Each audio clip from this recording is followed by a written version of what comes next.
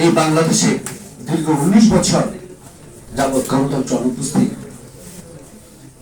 2006 সালের পর থেকে কিন্তু বাংলাদেশে কোনো নির্বাচন হয়নি, যার কারণে কিন্তু দেখবেন যেই বাচ্চা মায়ের গর্ভে ছিল সেই বাচ্চা এখন বাবাকে মাকে শাসন করা শুরু করেছে। চাঁদপুরে দেখলাম একটা বাচ্চা মেয়ে, সে অধিকার চায়, মা বাবার বিরুদ্ধে মামলা করেছে চাঁদপুরে। সুতরাং গণতন্ত্রের গড় বাংলাদেশে নাই, এবং প্রতিটি যে সরকার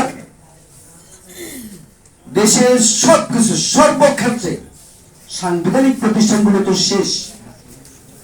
আমি কিন্তু শিক্ষা প্রতিষ্ঠানে কিছু অনেক শিক্ষক রয়েছেন, আমি কয়েকটা স্কুলের সভাপতি ছিলাম, ঢাকা বিশ্ববিদ্যালয়ের সিলেটে নির্বাচন করেছি, যদিও সেই নির্বাচন ফল আমাদের পক্ষে যেত, সেই নির্বাচন আমরা বয়কট করেছিলাম। 2009 সালে সর্বোচ্চ ভোট পেয়েছিলাম।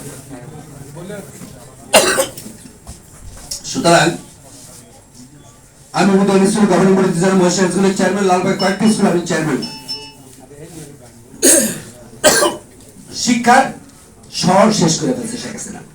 শিক্ষার পাশাপাশি নীতি নৈতিকতা আদব কায়দা এইগুলা শিখতে কিন্তু পিএইচডি লাগে না, এমপি লাগে না, এটা আমাদের প্রাথমিক শিক্ষা, সেগুলো ধ্বংস করে।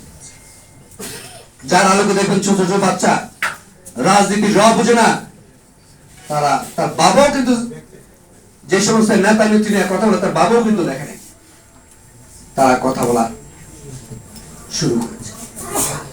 দুঃখ হয়, কষ্ট হয় যে দীর্ঘ 17 বছর, দীর্ঘ 19 বছর মানুষ, আমাদের ঢাকার একটা ভাষা রয়েছে তুষ, ওই যে ধান খেতে যেটা তুষের আগুনের মতো চলছে মানুষ, সকল শ্রেণী পেশার মানুষ, শুধু আমরা রাজনীতি করি না, সকল শ্রেণী পেশার মানুষ